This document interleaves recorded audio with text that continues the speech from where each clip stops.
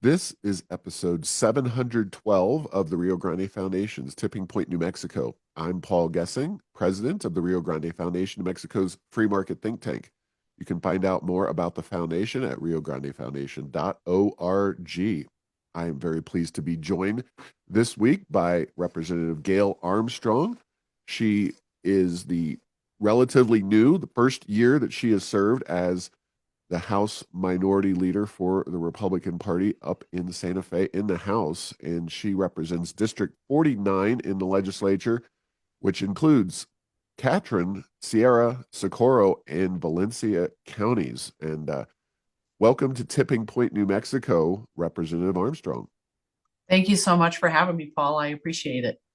Yeah, and I was just looking up your district. 49 is, it may not be the biggest House district in the state of New Mexico, but it's right up there.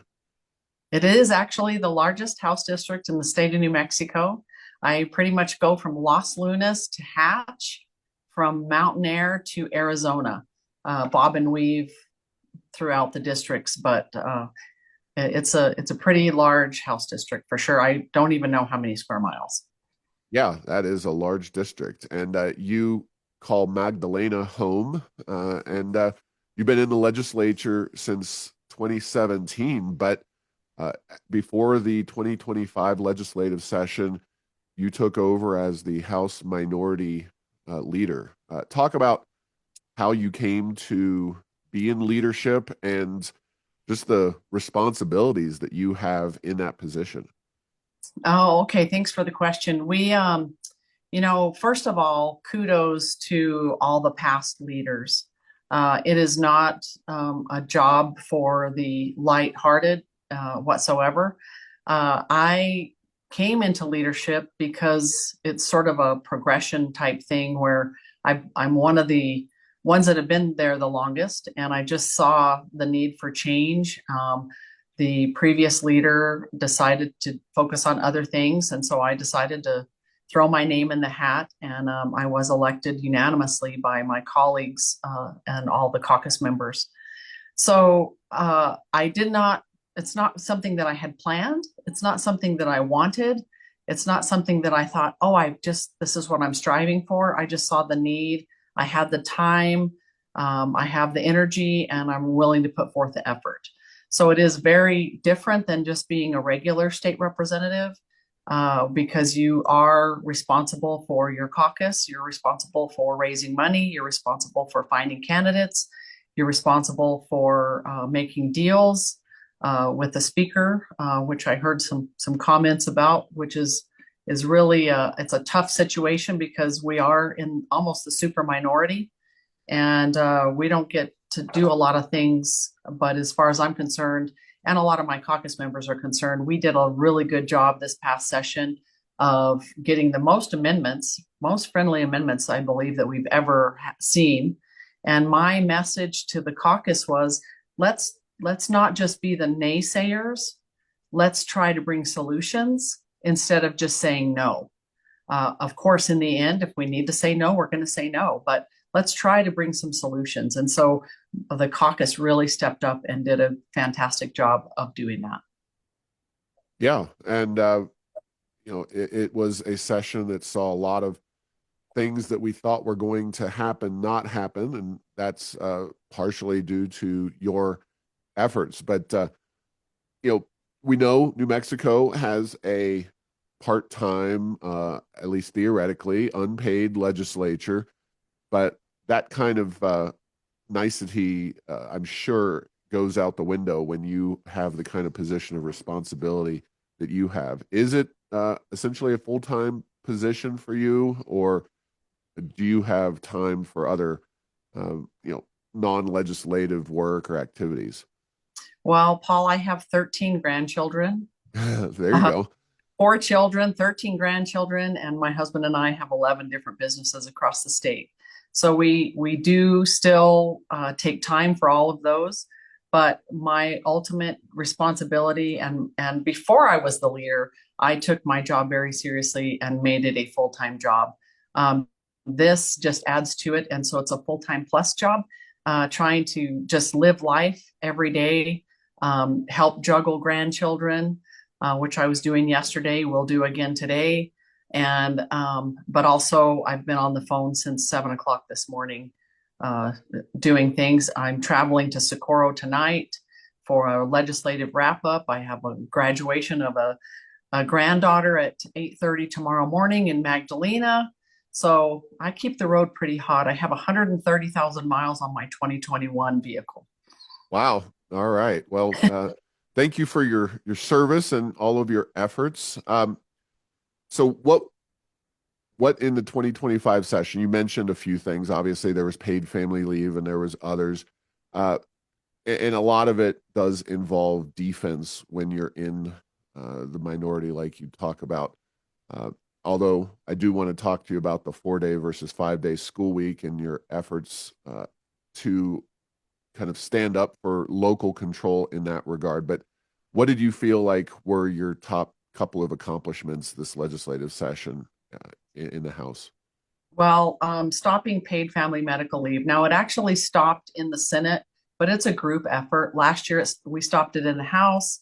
And you know what happened to some of those Democrats that crossed over and voted with us? They all got primaried. So I kind of see the same thing happening on the Senate side, but that won't be for 4 years or for three anyway. So paid family medical leave, the largest tax in the history of New Mexico on employees and employers.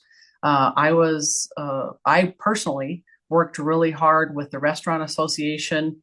I donated money to them. I donated effort, time, energy, to all the groups that came out heavily against it. So it takes a team. I will never say I. So it was the whole team, and it was a lot of different people with a lot of different efforts stopping that. The oil and gas tax, um, I was instrumental in helping navigate through that. The Senate was as well, but I had Mark Murphy, who was and Rod Montoya, were my two negotiators. But we spent a lot of time in my leadership office with the oil and gas industry and in meetings with the governor, trying to put a stop to that to make sure that that didn't happen on oil and gas. The other one was some of the deals that were referred to earlier on. Um, it's really a tough position to be in because you have to make a quick call. I am a trigger puller. I'm not afraid to make a decision and make a call. I made a call to stop two really bad bills, but what we got for that was we had no idea what the legislation was that we were going to see. I knew, and some of my teammates knew in the office. My staff knew, because if that would have gone out, the list of bills that are to be heard that day, if that list would have gone out and the progressives would have seen that those bills were not on the list, that creates a whole whirlwind on the Democrat side, and the pressure starts on the speaker. That's why we didn't receive a list. I received the list. My staff received the list. We had analysis printed and ready. As soon as the bill came up, we passed it out to the Republican caucus. And so the other part of that is everyone knows, you all see the list of bills that are on the House floor. You can do homework and look up those bills. If you're so inclined to look up every single bill on the calendar, then you have that right to do that. And so it was a little bit blind, but we stopped some really bad gun legislation. I'll just put it that way. Well, talk about that relationship between yourself and the speaker, because Javier Martinez has been there for a few years. He's now worked with a few different Republican minority leaders, and he's definitely a very left-wing progressive person. But at least some Republicans seem to have good working relationship with him. How would you describe that relationship between the two of you? Because there has to be a relationship between those leaders. You have to have at least the ability to coordinate some basic things, but it doesn't mean it's necessarily a cordial one either. Right. Well, I will tell you that I was a little bit more nervous going into this session, only because I knew that the Democrats had lost some of the moderates and that his caucus was very progressive.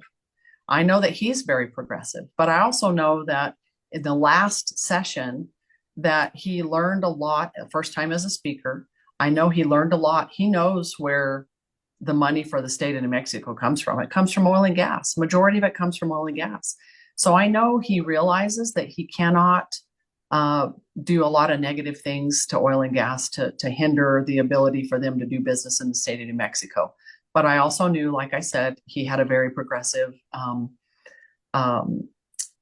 much more progressive Democrat caucus. And so it was interesting, the discussions he and I had trying to navigate the noise that comes out of the far right, the far left, and where are we actually going to try to meet in the middle. And so I had some caucus members that are willing.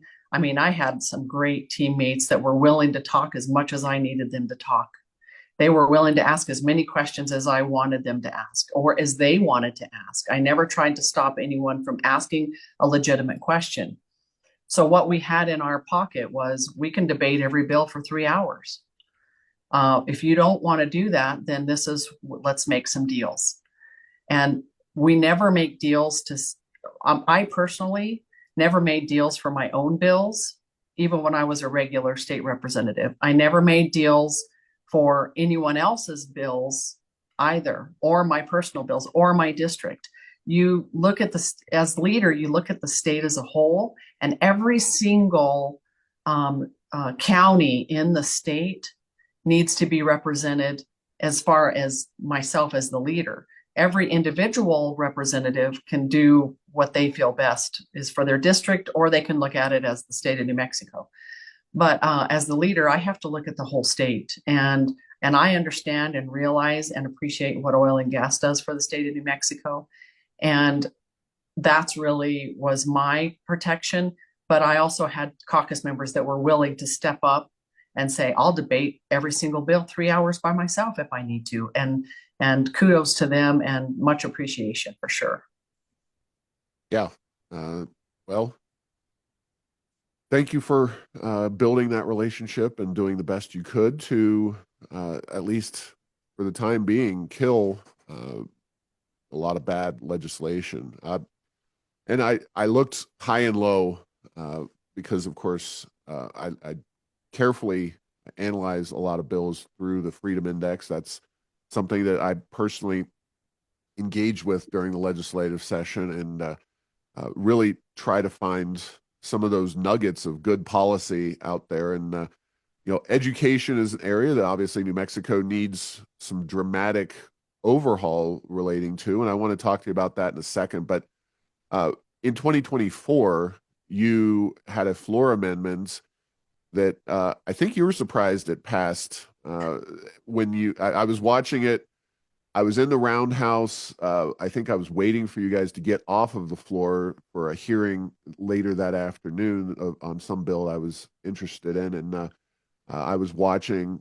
Fortunately, the staffer put the floor proceedings up there, and I saw you introducing this bill to essentially let school districts determine whether they go with a 4-day or 5-day school week. And it was an amendment to the budget. So talk about that issue, and especially since you represent a very large rural district, how it's of critical importance to let those districts choose a 4-day school week if they want to, and where things are with that.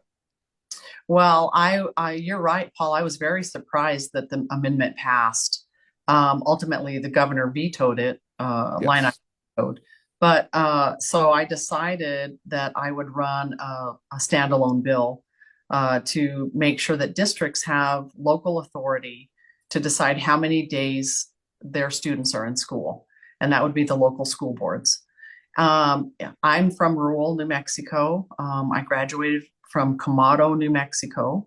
My graduating class was 8, very small school district.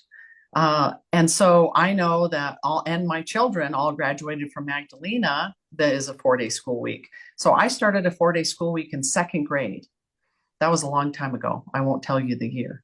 But so I knew, and the main reason that we have 4-day school weeks in rural New Mexico is because of the travel time on buses. Some of the children in those districts travel on a bus 2 hours one way just to get to school. Now, realizing that we choose to live in places like that, our children still deserve an education and have the right to an education. They could be homeschooled. They could go to a private school, which there's not many in rural New Mexico. They could go to a charter, which there are a few. And so when this amendment passed and then got vetoed, I made an invitation. I gave an invitation to the PED secretary and the governor to come and ride the school bus in Catron County. And so when I did that, I never heard from the governor, but it was Arsenio Romero was the PED secretary at the time, and he accepted.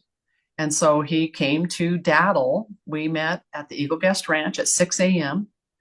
and we rode the school bus on roads where there's no shoulder, on dodging deer, elk, even antelope, changing buses mid-route. And then when we got to the school district, the superintendent, Mr. Lackey, did a great job of doing like a pinpoint where all the different kids come from and the amount of time traveled on buses. And so, and then the Superintendent's Association actually sued the governor and said, you can't do that. We mandated hours. This legislature mandated hours, not days. We won that lawsuit. And so then I ran my bill. I made sure, with the help of Senator Woods, that it made it, and the chief clerk, Lisa Ortiz McCutcheon, that it made it to the governor's desk before the session was over, and she vetoed it, which I kind of assumed she might veto it. My first discussion with her when I became leader was about MedMal, and is she ready to fix it? And of course, the answer was no. My second discussion, she said, I'm going to push the 180 days. And I said, well, I'm going to push back. And so she vetoed the bill. And so I did a veto override on the House floor, and it passed unanimously. And so the last time I saw the governor, she was not very nice to me. She's very cold. She gave me the cold shoulder. The Senate, unfortunately, didn't have time to do it on their side. But if we go back into a special, or for sure in the next 30, I'm going to do my best to get the Senate to do the same thing. Now, I have speculated for quite a while as to why the governor prioritizes this so much. Now, I think it's safe to say that you and I are ideologically not on the same wavelength as the governor, although in one of her talks that she gave early on in the session to the Albuquerque Journal and KKOB radio, she said some interesting things about her frustrations with the committees in the legislature being headed up by people involved in the education system and how they stifled reform. But, of all the various reforms, and I know you've been a champion for school choice and other forms, local control and other things relating to education reform, where do you think the governor gets this idea that forcing rural districts and rural kids to spend an extra couple hours on a bus every week is the big reform that she's going to push for? Why do you think she supports that so much? Well, the only thing that I can think of is that New Mexico's on the bottom of at the top of every bad list and the bottom of every good list. And education has been an issue for years, and it hasn't been fixed in any administration. And I think you and I both know why. The unions. Sorry about that. The unions control a lot of that. But I also know that she knows she needs to do something, and I think this is the one thing that she thinks she can do to say, I tried to do something, and the courts stopped it.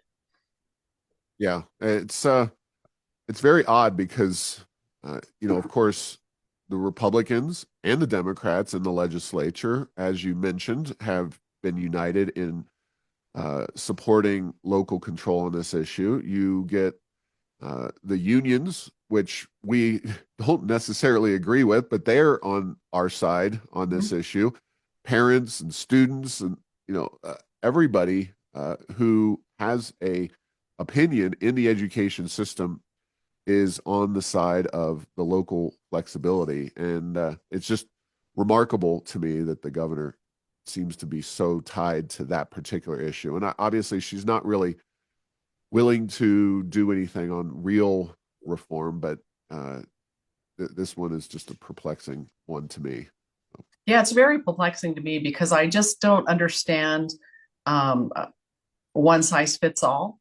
And on the news this morning, actually, APS is doing they're mandating financial literacy as a graduation requirement.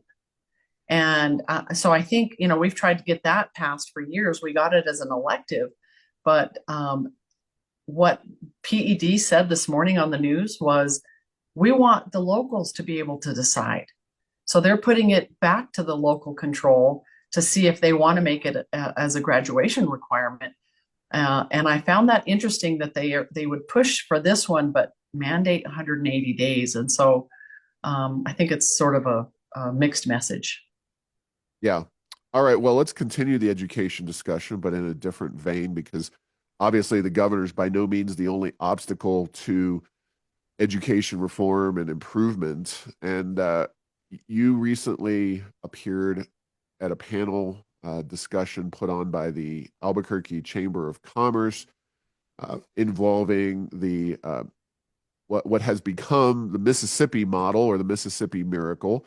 And I'll toot the Rio Grande Foundation's horn. We brought the Florida model at the time to then candidate and then governor eventually, Susana Martinez, which she worked hard to implement during her administration, but received pushback.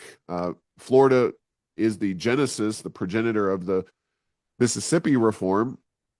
That's where Mississippi got the idea, but unlike New Mexico, Mississippi went through with it, and a heavy focus on early childhood reading and other things. And you can elaborate on that, but talk a little bit about what your perspective is on what Mississippi did and this panel conversation and kind of the obstacles that we're seeing in New Mexico's legislature to a clearly successful reform. Yeah, thank you. I was really excited to get invited to that roundtable. I was disappointed that the PED secretary wasn't there. I think it would have been helpful if she could have heard it.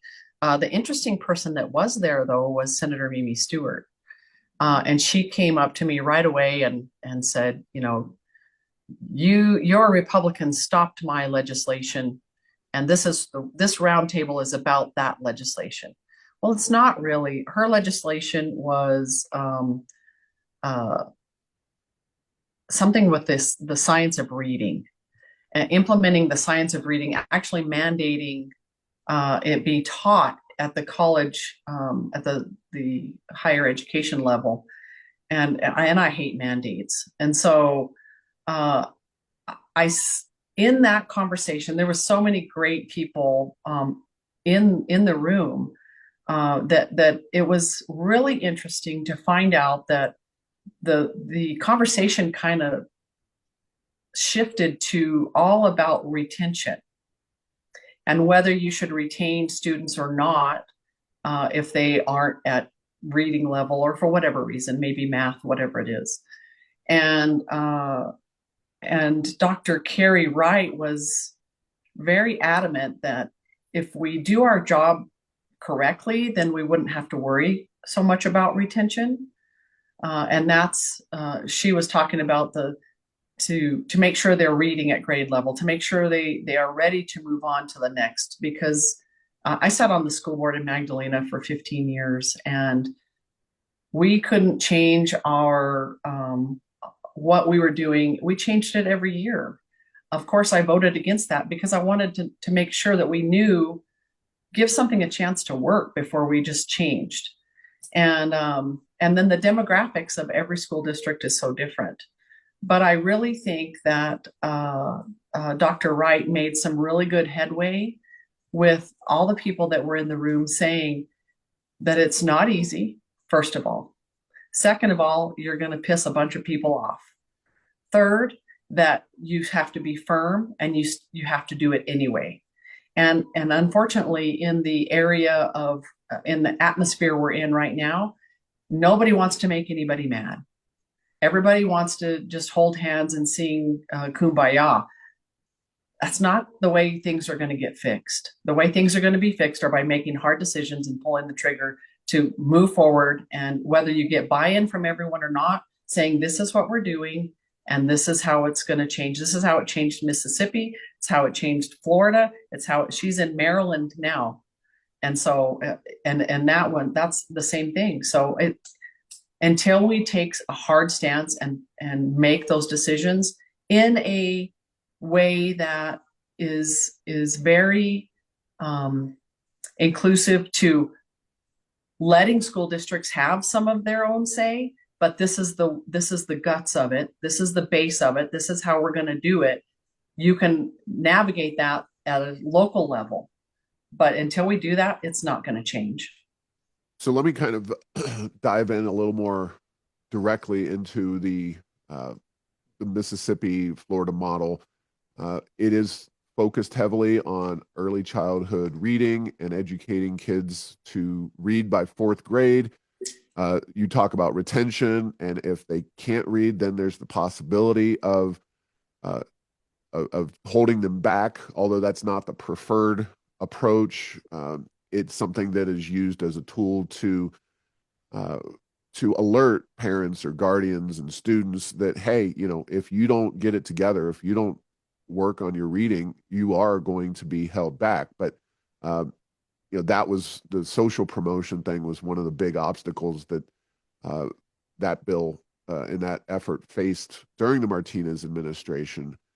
And again, Mississippi is leading the way nationwide in terms of educational outcome improvement, and has done so for several years. So New Mexico kind of missed the boat, but we could get on the boat. And without kind of deviating too much from that conversation, you mentioned the science of reading, and that's something that I've looked at and I say, well, it has aspects of what Florida and Mississippi have done, but obviously it's a broader effort. It's not just one policy. It does involve phonics-based learning, and it involves all kinds of aspects of teaching reading. But what is this? What is the science of reading, and how useful do you think it is? Is it something that is kind of part of that Mississippi model, or is it different? What is that all about? Well, I think it is. It has, like you said, parts of it could be helpful, but the way that the majority wants to implement it is to mandate higher education to teach teachers how to do the science of reading. Here in New Mexico, what we do is the pendulum swings, right? We focus on, okay, we're not going to focus on ag anymore. We're going to focus on computers. We're not going to focus on the trades anymore, where everybody's got to go to college. And now that pendulum is swinging back to where the trades aren't the nasty word that they used to be. And so, in the end, what I told the group was having a seat at the table is the way you get things done. Not just, don't just call me into your office. I was speaking to Mimi Stewart, and tell me that I need to vote for something that I know nothing about. Educate me so I can educate the caucus, so we can educate each other. And is this really the best thing to do? But like I said, I don't like mandates. And this is mandating higher education to teach teachers a certain way. The other part, Paul, that you're going to I think you're going to love, and you're probably going to go crazy over, is one of the most important thing in my mind that was brought up is, we have early childhood education here in the state of New Mexico, and we have really, in my opinion, put a lot of private businesses out of business by supplementing it as much as we have. But what came out of this conversation is, okay, what are we doing in early childhood education that's actually feeding the kindergartners? How are we feeding children into the school system that are ready for kindergarten? And in my opinion, we're not. And we could, the early childhood education fund is going to have $6 billion in it. We're supplementing pay for early childhood educators and the child care centers. We're supplementing so much that it's probably going to be one of the first things to go. Well, probably free college will be the first things to go with all the federal cuts. But should we be preparing those the children that are in childcare to go to school? And I don't think we're focusing on that. I know we're not focusing on that. We're focusing on, do they have a meal? Do they have a safe place? Which is a good thing as well. But really, are we educating them? And do we have a curriculum in place that is actually starting that education process in our early childhood centers? Yeah, early childhood and pre-K is something that the a lot of money is being spent on now. The $13,000 more per pupil, according to the LESC report. That's a lot of kids, a lot of money being spent per student.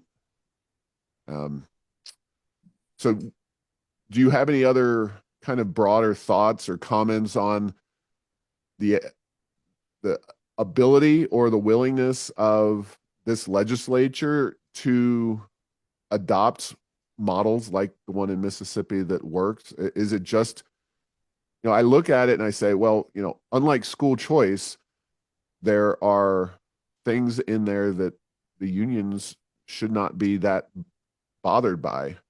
I can get why they don't like school choice. I disagree with them, but the Mississippi model is just changing the way the public schools do education. But during the Martinez years and just in general, it's been impossible to get the legislators to buy into all aspects of what Mississippi did and how they succeeded. Well, the really sad thing, and it happened a lot this year, I think more than normal, but maybe I was just watching more closely because I'm the leader. But there was a lot of bills that were assigned to committees that never got scheduled. And I really feel like it was abundant this year. I know that the committee chair has the ability to schedule them. I think it's only fair to schedule every single bill. And if it gets killed in the committee, then it gets killed. But at least it opens things up for discussion. Where I don't, Andres Romero, he doesn't schedule any school choice bills. Never has, probably never will. But he did schedule Mimi's bill, and it failed. And it was, to me, it was killed by Republicans and Democrats. And so, but with that being said, bring us to the table, educate us on why it's a step in the right direction, and then let's move forward from here. You know how hard it is to pass a bill.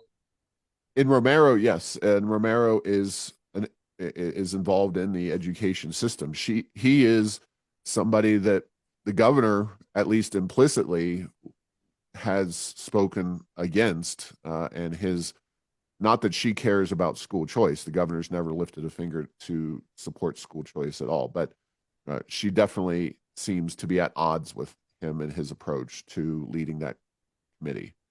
And most of those committee members are either the majority of those committee members are APS employees. Yeah, well, it is I guess the last thing I want to talk about is it as simple as just Republicans winning more elections, or how do you feel like some of these problems can be addressed in New Mexico? Well, I think that it could be as simple as Republicans winning more seats. We are targeting, just so you know, we're targeting specific seats that we know that we have the ability to win. And I think that some people may not agree, but it is about the conversation and having a seat at the table to educate people about why in rural New Mexico do they ride the bus for 2 hours every day? Why in rural New Mexico do we only go 4 days a week? And why do we want that option? And so I always feel like it's my job as a representative to educate my peers on why I live where I live, why I do what I do, and the things that happen. And then I want to listen to why they think something else needs to happen. We may agree to disagree and move on, or we may change a mind here or there or someplace else. But you know as well as I do that as soon as people cross that threshold into the Capitol, people are bullied, people are threatened, and it depends on how important your job as a state representative is. I had a conversation with a young lady that voted for something that she told me later on. We became friends off site, and she said, "Well, this med mal is really killing doctors." And I said, "Then why did you vote for it?" She says, "They wouldn't let me vote against it." And so she was bullied into voting for it. But I said, "So your state representative job is more important to you than doing what's right for New Mexico?" I find that hard to believe. And so it is really about those conversations and trying to bring out and not just being the naysayer, but bring solutions. And so I think educating our peers is a top priority. And the ones that will listen, there's some that you don't even bother to talk to because you know they won't listen. They have their mind made up. All right. Well, we're going to have to leave it there, but I can humor any last minute statements or information you want to share with folks before we have to go. Just get out and vote. We have there's a new bill that's been implemented. The open primaries, if you're an independent, you can vote on the Republican or the Democrat ticket. Or decline to state, and that could be instrumental in changing some of the outcomes in the state of New Mexico. And know who you're voting for. Yeah, and that semi-open primaries, as it's called, will be, I think, first utilized in a governor's race in 2026. So next June, about a year from Yeah.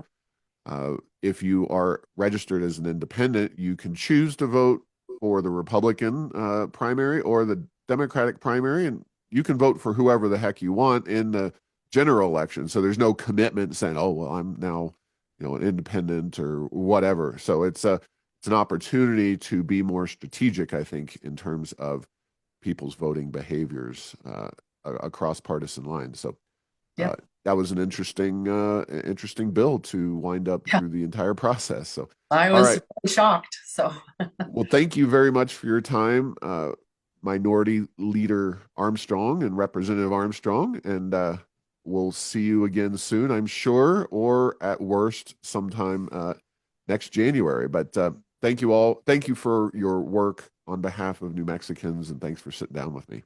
thanks for having me. Have a good day. All right. Thanks for listening to this week's episode. Find all episodes at tippingpointnm.com or at the Rio Grande Foundation's YouTube channel. Subscribe to the show at Apple, Stitcher, or tell Google Home to play Tipping Point New Mexico. Thanks to Path 3 Marketing for producing this show.